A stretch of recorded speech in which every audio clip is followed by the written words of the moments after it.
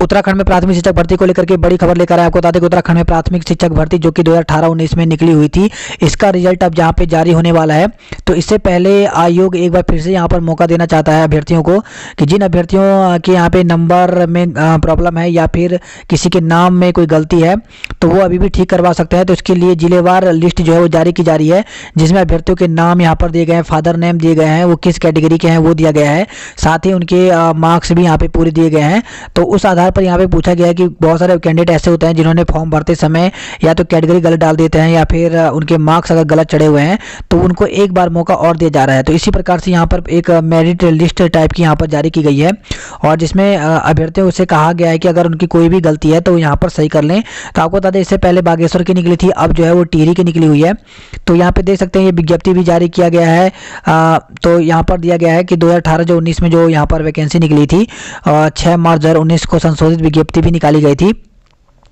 तो इसमें जो यहाँ पर बताया गया कि बैकलॉग पद और सामान्य के पद जितने भी थे यहाँ पर इनके लिए ये निकाला गया है। तो इसके लिए एक बार और अभ्यर्थियों को मौका दिया जा रहा है और इसमें ये कहा गया है कि इसके लिए पूरी की पूरी जो डिटेल है वो school.education.uk.gov पर उपलब्ध करा दी गई है। और अगर आपको कोई भी यहाँ पे डाटा में या फिर नाम में या अगर कैटेगरी है कुछ भी अगर आपको लगता है या फिर प्राप्तांक यहाँ पर दिए गए इनमें अगर कोई भी गलती लगती है आपको तो आप 20/11 यानी 20 नवंबर तक स्पीड पोस्ट के माध्यम से अपना प्रत्यावेदन साक्ष्यों सहित कार्यालय जिला शिक्षा अधिकारी के पास भेज दे। तो बहुत से कैंडिडेट ये भी पूछते हैं कि आपको भेजना कैसा है।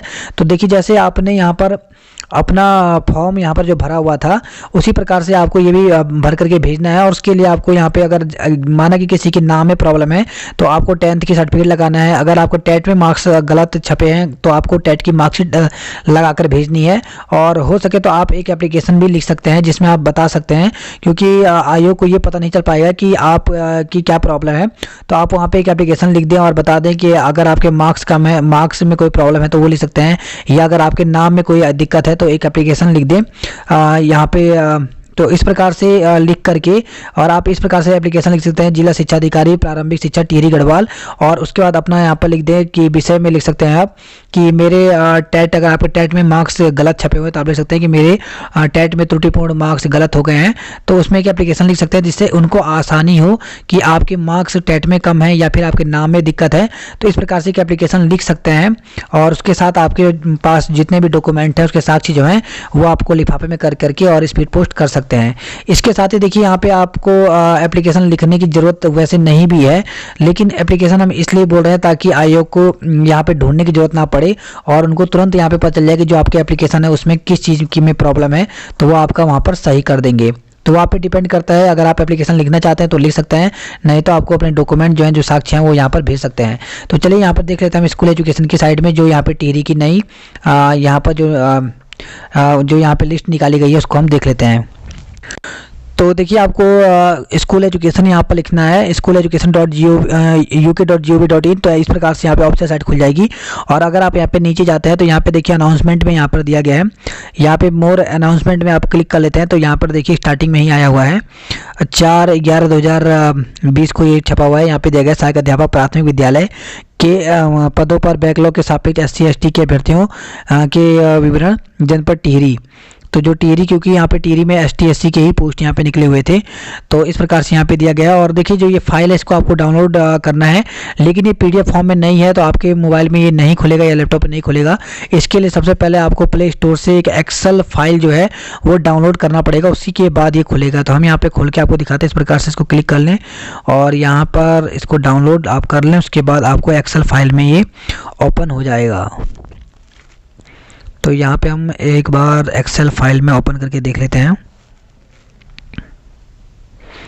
तो देख सकते हैं इस प्रकार से यहाँ पे एक्सेल फाइल में ये ओपन हो जा रहा है।